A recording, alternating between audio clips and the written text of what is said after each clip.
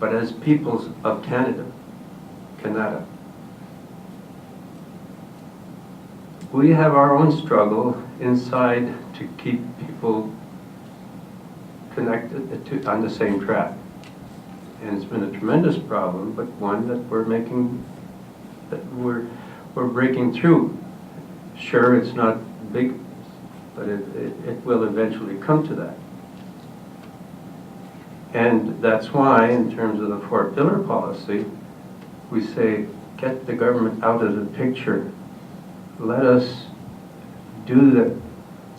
Let us negotiate the lands agreements, how the lands are going to be used. Let us do it, and bring our elders who understand what you do one place is going to affect the other place. They understand that, and there's a lot of hidden information from the elders across Canada that I've learned from. They bring from all parts of Canada. I mean, we brought an elder from Alberta to come to Toronto to teach us the traditional ways, because it was forgotten in Toronto. We got tied up in all the issues around Toronto and just getting to work and being able to survive, that we forgot the basic problem of, sure, we can survive, but what kind of survival is it? So we have to struggle. We have to. And that's, all of that thinking came to me from a prophecy. When the time got worse, when and I remember this, I don't remember it clearly because I wasn't born then, but with the residential schools. But I was visiting I was doing some work and then interviewing a lady in Vancouver. And we were going over some of the issues around affecting the family, and she told me this story. She was standing at the sink washing the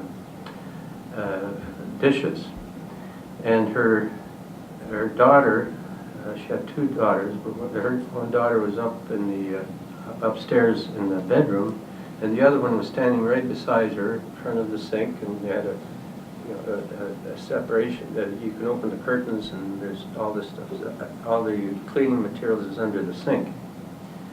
And the RCMP came in, and they busted the door down.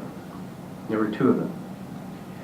And they bypassed it, and she pushed the little girl under the sink and covered it up so you wouldn't see it. She ran up the stairs, took the daughter, and took her away, never to be seen again. And the other person lived. Many, many years later, I was in Vancouver, and outside the meeting, there was a young girl, not young anymore, but maybe it wasn't, I don't think it was the same one, looking for her parents, just searching for her parents. So I say this because how do you pick yourself up from that and move on to what we're talking about, a fair society? And it's working. It's working very slowly, and it's working very delicately, but it's working. And the prophecy was that it would take 7 generations for Native people to regain what they had lost. 7 generations. And I say to the young people, you are the 7th generation. And they say, well, that's a big burden on us. And you say, yes, but finally going to be able to live the way you want to live in your own place without all of this. And they are the ones that are going to make the difference. It's not old fogies like me. No, I've had my say. It's their turn. And that's where the teaching of the elders, and that's been incorporated much more in the sweat lodges and so on. That's where it's happening. And it's happening very in the back. You're not seeing it, but it's happening. So I say, don't be afraid of that movement. See it as being able, part of the struggle that we all have in Canada, together. And Native people are prepared to accept that. We are together, but not when your police throw us in jail, or they did drag me out of the tent. Not until then. And that's why it's so important that we keep the dialogue going, to use the examples in the Maritimes as well as in Quebec and Canada and across Canada and in Nunavut. We have clients up there who are the real Canada and who will be able to be part of that. I see it as a revolution. And I thank you for the opportunity to just make those comments. Thank you, Robert. Okay, we have time maybe for one or two more speakers. So I have three. I can't take any more than that. So go ahead, Carrie, Tom, and Jeff. I just want to say thanks to all three of you for coming today and speaking and telling us your sides. A question for Roger, and to follow up with what you were just saying now, with all the hurt that has been done to our people, and now we are in this 7th generation, I'm wondering who you see coming forward to help implement this changeover from the Indian Act to I think what you were calling the Aboriginal Canadian Agreement. We do have some very strong people out there. Maybe our youth are not quite ready to take that on yet. We do have some maybe in their 30s or 40s who might be ready to take that on, but we also have to remember that with the imposed Indian Act and the band councils, there may be some good people in those band councils, but we know there's a lot of corruption in those band councils. They are puppet regimes put in place by the government so they could get policies pushed through much quicker and not have to wait for deliberation of chiefs and clan mothers to think about these ideas. So my question is, who do you see coming forward for that? For Robbie, I don't know if you really meant this as you said it, or maybe I didn't quite copy it down right, but you, at some point in your talk, you talked about that Aboriginals have not yet asserted themselves in regards to oppression, and I'm wondering if that's really what you meant, or did I hear that wrong? Or maybe it's just that the strength of the assertion hasn't come forward enough. We've had certainly small pockets of movements to stop the oppression, whether it be Oka or out west was Gustafson Lake. We have Caledonia, the hydro project in Quebec. All these places, Attawapiskat, all these places are small pockets of people resisting. So I'm wondering if that's what you meant, that the resistance hasn't come together fully, binding everyone together. And a question for Mark, I think there's a couple of them. The Clarity Act in regards to Leighton, I'm not really, 30 seconds. I heard it being talked about, but I'm not really sure or clear on the Clarity Act. So I wonder if you could talk a little bit more about that. And then one of your later comments was talking about that billions of dollars need to be compensated back to First Nations people because of the theft of our properties and our territories. But we still need to remember that billions of dollars does not clean the environment that has been so contaminated, that once you get those billions of dollars back, what do you do with the dollars when you can't live off the land anymore? So, thank you. It's already almost 1 o'clock, so I'm going to take the two speakers, but ask them to be brief and then come back to the panel. Tom? Just want to talk a little bit about the Clarity Act and also a couple other things that Leighton said would relate to the Quebec situation.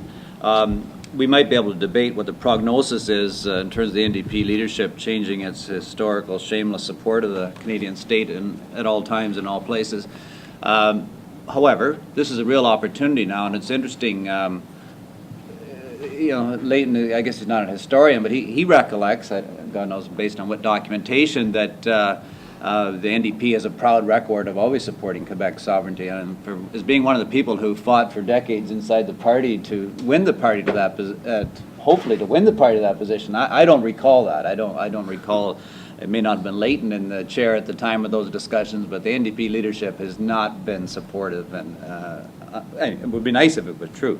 Leighton has made a couple of important shifts, though, that I think is going to really, even if they're temporary, for the pragmatic reasons he has to do this, real opening for us inside the party. On the Clarity Act, Leighton's flopped a bit on that, but right now he has called for a repeal of that act, and that would mean that would recognize a declaration of Quebec independence if the sovereignty referendum won. That's to cut to the chase.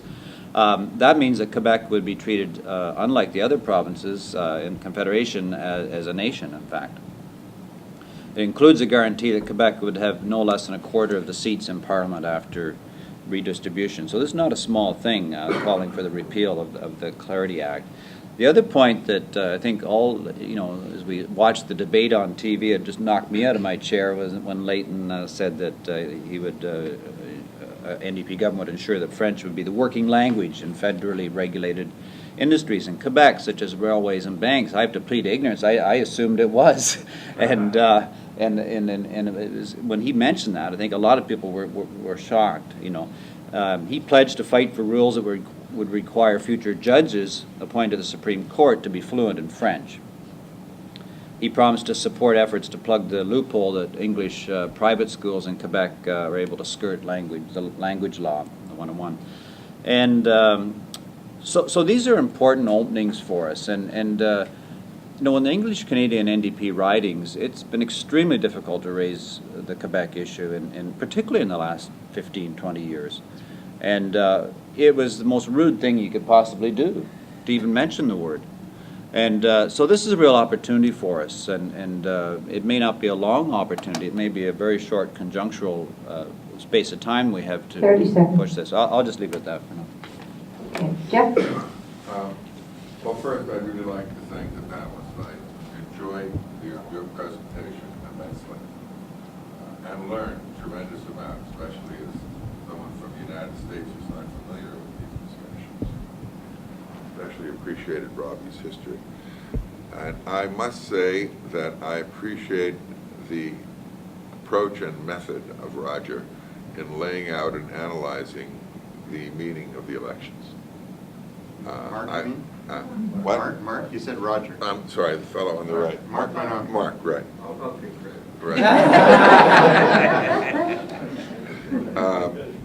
I thought you were extremely creative in your thinking, and I really appreciate the way you referred to an opening. That's what politics is all about. And I'd like to, if you have a written version, I know you did part of your speech ad hoc, put your speech, your analysis in our newspaper and get it out all over the place. It's very good. I have some questions that you might be able to help me with. Tell me something about the 59 NDP delegates. What do they look like politically? Are many of them NDP bureaucrats? No. Are there some socialists? Are there any revolutionaries among them? Where would they stand on the question of sovereignty in the NDP? Would they raise this issue at an NDP convention? Are they a cohesive group, so to speak? Or are they a combination of different persuasions, neophytes, hacks, or whatever? And what do you think the reaction of Quebec Solidaire is to this new development? 59 people. How would they relate to it? And finally, I was surprised and extremely pleased at your suggestions for the Socialist Caucus how to relate to this. This is a new eventuality. There are going to be new people at this NDP convention. I like your idea of bilingual meetings of the caucus. I like the idea of, I like all of your ideas advocating self-determination. 30 seconds. So if you have good answers to those, I'd be very grateful.